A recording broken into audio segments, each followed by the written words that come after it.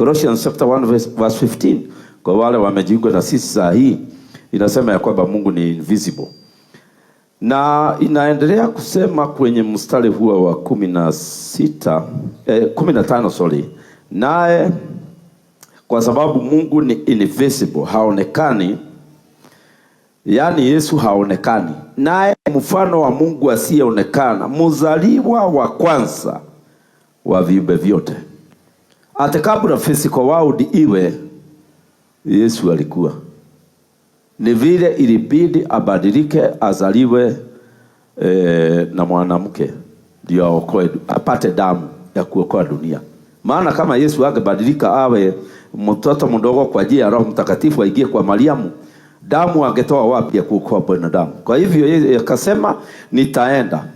Wakamtuma hapa duniani, akakuja akaingia kwa tumbo ya Mariamu, akawa kama mtoto mdogo, alafu akakuwa mtu wa miaka 33 na nusu, akawa na damu ya kutosha, akawekwa msalabani. Hiyo ndio kuokoka. Maana hiyo damu ndio inatuokoa mpaka leo, na shetani anaijua, anaitabua. Ile kasi shetani anafanya kubwa ni kufanya ufanye makosa moja ambaye atakuattack throughout your life. Ile maneno nitawasomea hapa. Ukianza kujua ujuzi ya moja, maisha yako itakuwa maisha ya vita. Lazima ujifundishe vita. Maana umejua mambo ya shetani, na shetani hajui kusameheana ni nini. Yesu ndiye anajua kusameheana, lakini shetani hajui kusameheana. Kwa hivyo mstari wa 15 mstari wa 15 unatuonyesha ya kwamba Yesu ni firstborn wa viumbe vyote. Na kwa hivyo mtu akijiunga na Yesu, kama yeye ni firstborn wa family fulani, na nyinyi mnajua karibu firstborn wote kuna kasi huwa inawafuata. Ni kweli ama si kweli? Kila mzaliwa wa kwanza either ushukiwe na wazazi wa Qur'ani, ama uonewe na dunia na shaitani mpaka ukufe. Na firstborn wengi wanakuwa na experience ya kupigwa na wazazi, hawapendwi. Na firstborn wengi wanaharibika kwa sababu ya bitterness ya life. Ni katika Yesu tu firstborn anaweza kuokolewa. Firstborn wa Adam anaitwa nani? Kain. Alisurvive. Firstborn wa Abraham aliitwa nani? Ishmael. Alienda vizuri? Alinaaniwa. Firstborn wa Jacob anaitwa nani? Alienda vizuri? Si alilaaniwa? Na uzaliwa wa kwanza ukapitishwa mpaka namba 4. Yeye akanyimwa. Firstborn wa David anaitwa nani? Alipewa ufalme? Hapana. Angalia firstborn zote katika Biblia, hakuna firstborn alienda vizuri. Na mtu anaitwa Isaac akazaa watoto wawili. Firstborn alikuwa nani? Esau. Alienda vizuri? Secondborn ndiye alisaidika. Hiyo ukiangalia Biblia hivyo ni kumaanisha watu wale wa firstborn hapa Kenya, there is a battle they fight.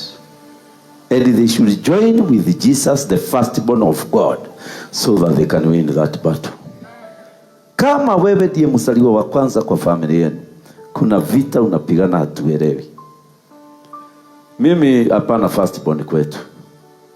Na firstborn wanawake wengi, isipokuwa wajifishe kwa Yesu, hawapatangi nyumba.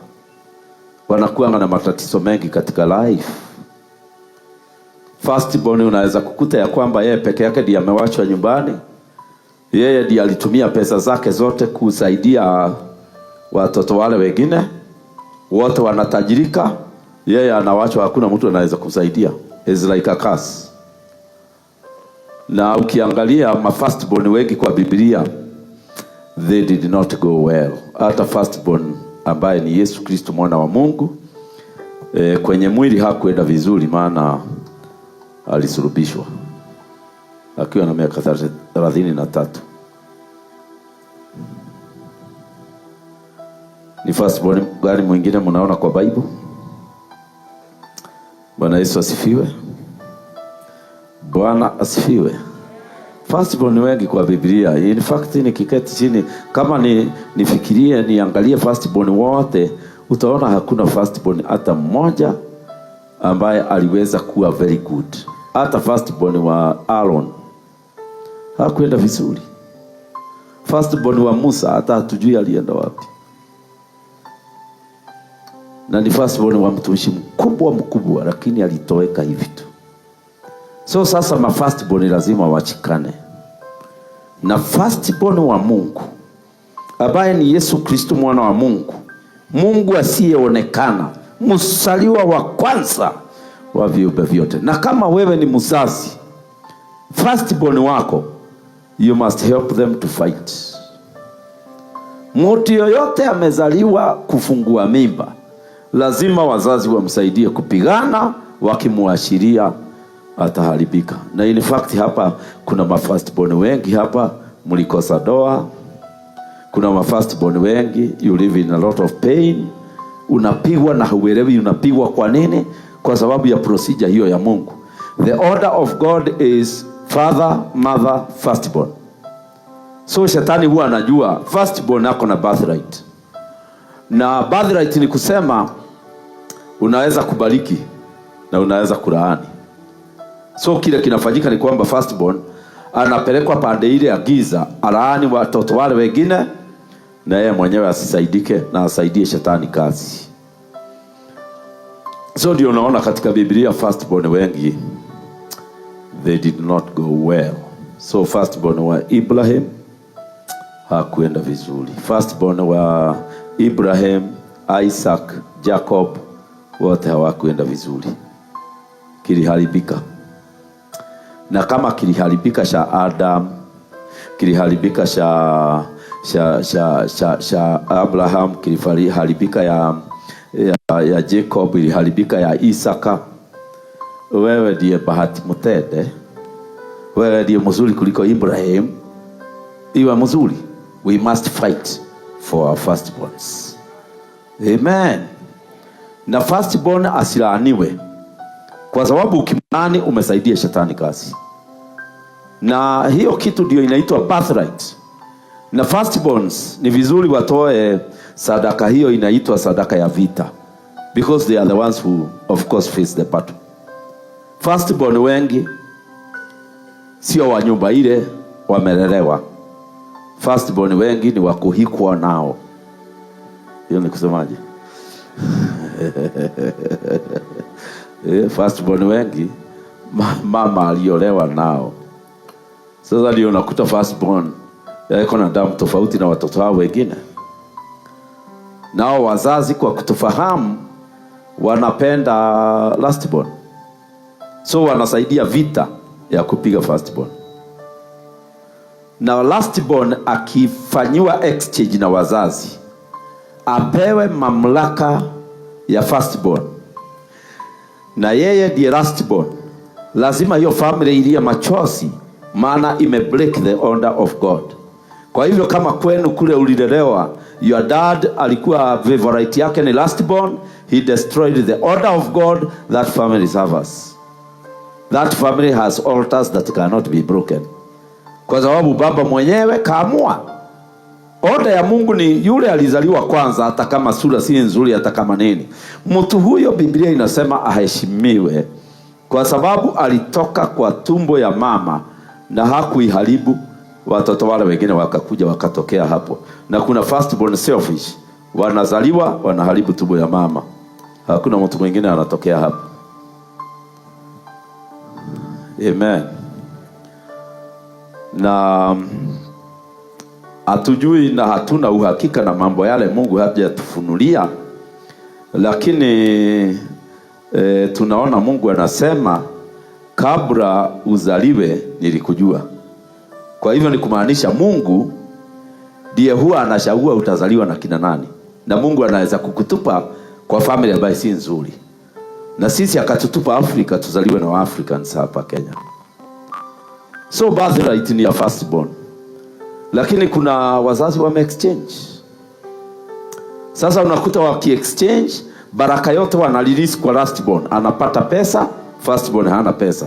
Kwa hivyo firstborn ananyang'anywa physical say, lakini yako na spiritual say. So ni kusema lastborn ndiye yako na physical say. Anasema ya kwamba tutakutana tarehe 5. Firstborn anasema tarehe 5 kuna mahali ninaenda. Ninaomba tukutane tarehe 10. Lastborn anasema basi wewe utakutana tarehe 10 na wale utaweza, sisi tutakutana tarehe 5. Watoto wote na wazazi wanarudi baada hii. Firstborn anawashwa peke yake kama mlima. Paka anaomba apology, anasema nitajaribu, niombe ruhusa na mimi niweko. Kwa hivyo lastborn ndio ako na physical say. Yeye ndiye anafikia wazazi.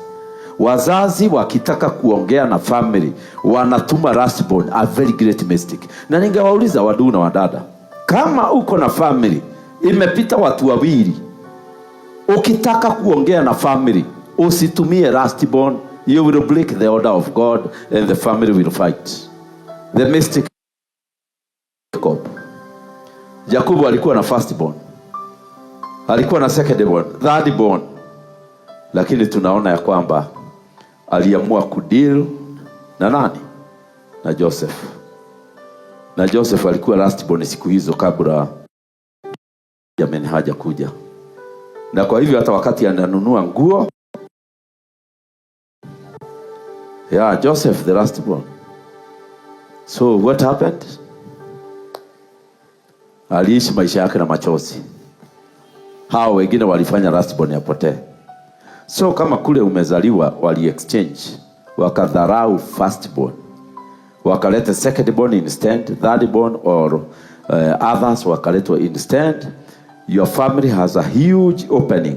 Demons enter into your family because it has broken the order of God. So na nyinyi lazima muangalie muone ya kwamba Joseph aliambiwa ya kwamba Yesu Kristo atakuwa your firstborn. Alikuwa anaonywa na Mungu. Ile mtoto utazaa tena usijaribu kumuinua juu ya nani? Ya Yesu. Yesu ndiye firstborn. Maana hiyo mistake Mungu alikuwa ameiona huko mbele. Na ilileta disaster kubwa. So firstborn anakuanga na birthright, na Biblia inasema mambo mengi kuhusu firstborn. Na ni vizuri firstborn akiona vita ni kubwa sana na imepita counseling, imepita kuongelesha mzee, kuongelesha mama, ni vizuri firstborn wanajipeleka kwa madhabahu, wanatoa sadaka zao zikubalike. Na tunaona ya kwamba hata kwenye process ya family ya kwanza hapa duniani ambaye ni Adam na Hawa, firstborn was cast by God himself. Lakini ni kushurutishwa, alichurutishwa na shaitani. So shaitani anapelekanga firstborn jia ile Mosasi atamurani. Na ni firstborn wachache sana dunia hii baba yao ama mama hawajawahi kutupa kamsemo. Kwa sababu firstborn anashikwa, anapelekwa vile Mosasi atamurani. Unakuta firstborn lady ile life wanaenda, the parent curses them. Lakini wale tunaelewa, you should not curse that lady. Kwa sababu the devil is doing that. So firstborn wa Adam, Kaini, akashikwa na shaitani. Yeye ndiye alikuwa wa kwanza kuua mtu hapa duniani. Baba yake na mama yake wakahuzunika. Wakasikia ushungu. Na wakasema ya kwamba huyu mtoto si wetu. Mpaka James mwenyewe anasema, Cain was of the evil one. Paka amesema Kaini. Na ndio hapo wengine wanatoa mafundisho ya uongo hapo. Wanasema Kaini alikuwa amezaliwa na nyoka. Ile nyoka ilicheza na kina Hawa. Hata ilizaanga Kaini, na wanasema imeandikwa kwenye James, Cain was of the evil one. Lakini James hakumaanisha baba ya Kaini ni nyoka. Yani kuharibia Eve jina. Na hivyo hiyo scripture watu wanaiconfuse sana na kusema ya kwamba James amedhibitisha ya kwamba Kaini alizaliwa na shaitani. Hivyo ndivyo hata ukienda African homes kuna problem ya Nani alizaa? Firstborn. Amen.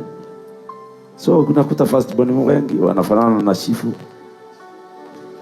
wengine wanafanana na headmaster, yani hata wengine wanafanana na watchman. Sasa hii maneno inatusubua moyo.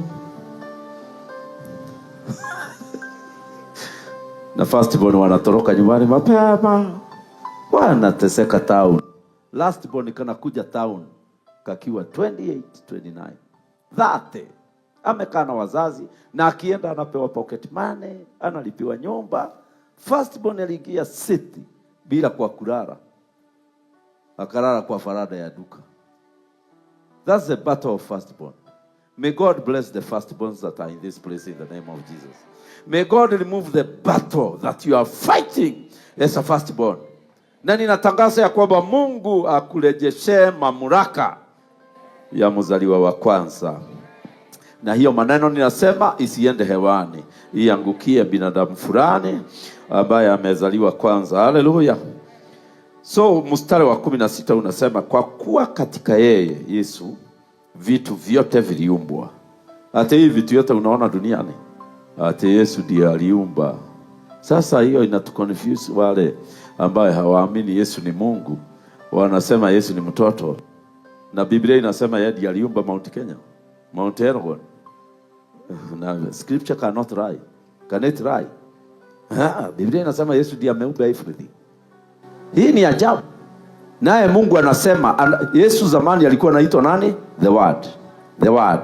New Testament anaitwa Jesus Christ, Emmanuel, anaitwa mpako mafuta Messiah, lakini Old Testament it is the Word. The Word was with God. Na pale mwanzo Mungu akasema kwa neno. Hiyo neno alisema naye ni Yesu aliongea. Na wakati Mungu alisema na tuumbe dunia, alikuwa Yesu, lakini alikuwa neno. Neno likabadilika likawa mwili.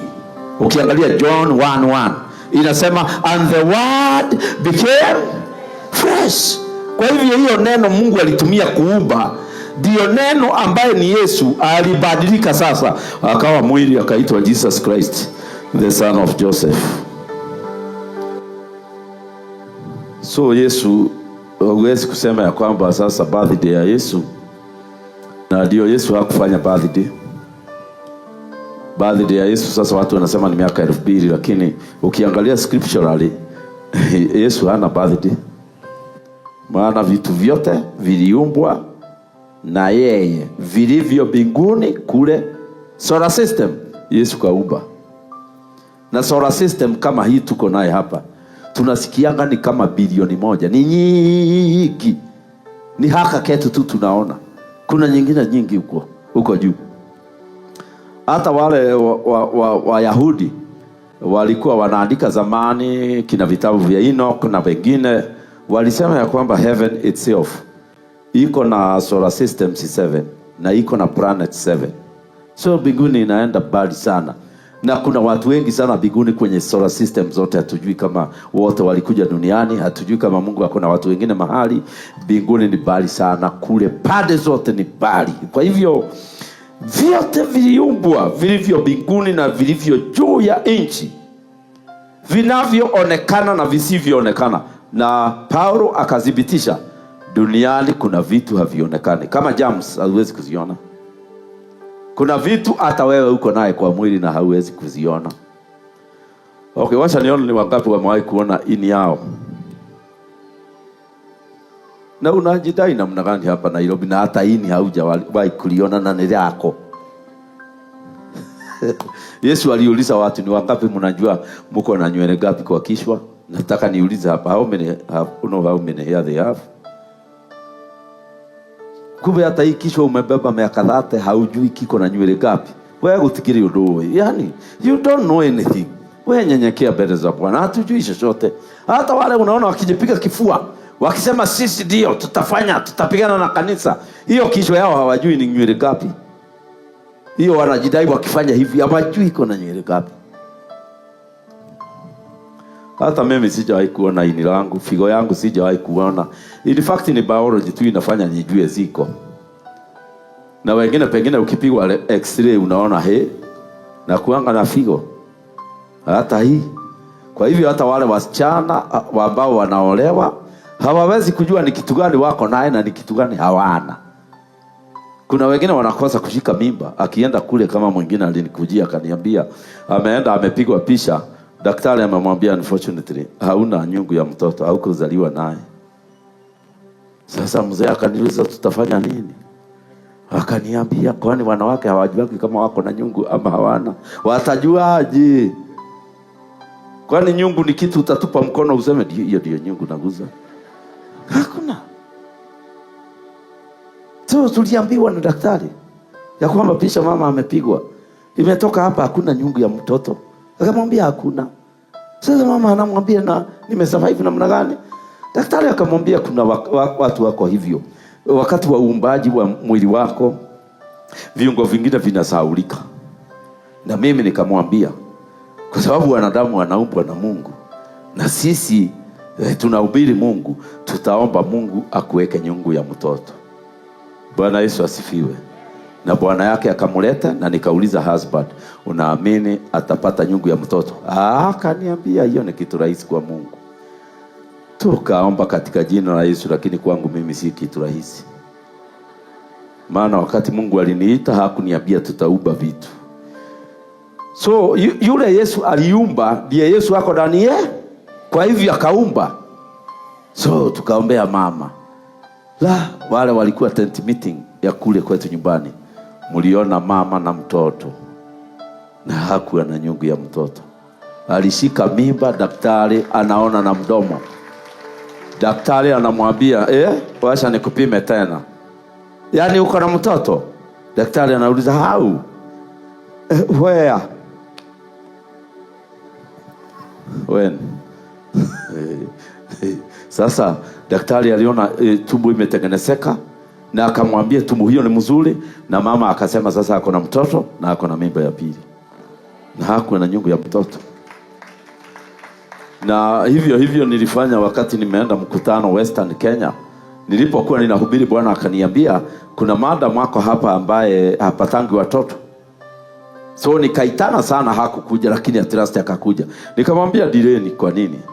Akaniambia nina delay kwa sababu mimi sina nyungu ya mtoto. Daktari alidhibitisha ya kwamba nyungu yangu ya mtoto imekuwa perforated, na kwa hivyo bwana yangu akaitwa, wakasign ya kwamba nitolewe nyungu ya mtoto. Huyo ni kutolewa. Huyo mwingine haikumea. Huyo ni kutolewa.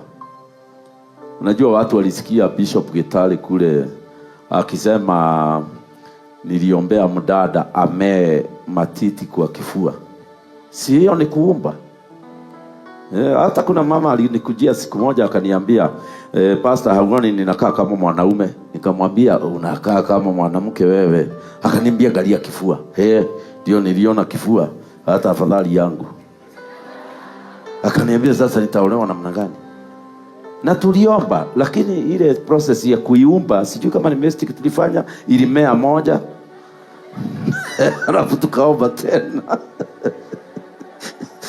Niambia naibika barabarani bwana, watu wanamuuliza nikei. Alafu ikamea. So this is creation power. Bwana Yesu asifiwe. Ambayo inaweza kuunda figo kama imeharibika. Inaweza kutengeneza mara kama hakuna. Haleluya. Inaweza kuunda viungo vyote vya ndani, maana mwenye kuumba ndiye mwokozi wangu. Ndiye Bwana na mwokozi wa maisha yangu. Haleluya. Kwa hivyo ni kumaanisha kile kinatulimit ni faith. Watu hawaamini. Kwanza ukimwambia kifua kitamea, unaona anaanza kujihoga Hata nasi mwenye kuumba si ndiye ametuokoa. So nilisema grow in the name of Jesus. Huyo mama nilimuita hapo Kitale. Tulimuombea. Alifanya daktari mkubwa aokoke. Kwa sababu yule daktari alimtoa nyungu ya mtoto wakati alishika mimba, alienda kwake. Daktari akamwambia akaambia daktari mimi nimekuwa mjamzito. Daktari akamwambia I understand your problem. I understand your psychological challenges. Ninaelewa vile hata kichwa yako inakwambia uko mjamzito mpaka tumbo inanenepa. nyama zinakuwa. Mama akainsist, akapigwa picha. Daktari ameangalia akasema, huyo ni mtoto. Hau. Ndiye alipiga magoti. Akasema, ulifanya nini? Akamwambia ni kuokoka. Akamwambia, Mungu huyo wako ndio ninataka. Sasa mama si pastor. So mama ilibidi apige simu. Mtu akisema anataka kuokoka, unamfanya nini? Akaambiwa vile atamwambia, rudia nyuma yangu na useme na power. Rudia nyuma yangu. Ambia jirani, hata wewe kama uko na kasoro kwa mwili sasa usiwe na wasiwasi tena. Mwambie aliyewaumba wanadamu ndiye amekuokoa. Hallelujah. Of course mimi nafikiria ninaamini mambo haya rahisi kwa sababu ya kuumbiwa miguu. Mimi nilizaliwa na miguu namba 13. Nikiwa primary hakuna kiatu ingenitosha. Mimi nimewahi kuvaa viatu vya Masai Ginyera kwa shule kwa sababu ya mguu kuwa too big. Na my sister ambaye ni bishop leo, kuna siku aliniambia, wewe siku ile utataka kuoa, msishana akikuangalia pande ya juu atakubali, lakini akiona miguu atafanya hivi. Hivyo ndivyo my sister alinionyesha. Kwa sababu miguu yako kilikuwa kinalala hivi. Hata kuna siku niliingia kwa shamba ya mzee, nikashuna matunda ya plums, alafu nikarudi. Mzee akaniita, kuja hapa, nani ameiba matunda? Kamwambia labda ile vijana wanapitia pale. Akaniambia oka. Nikamfuata tukaingia ndani ya shamba. Akaniambia, unaona hapa hii nyayo imekanyangwa hapa. Haya, hebu wekelea pole nione.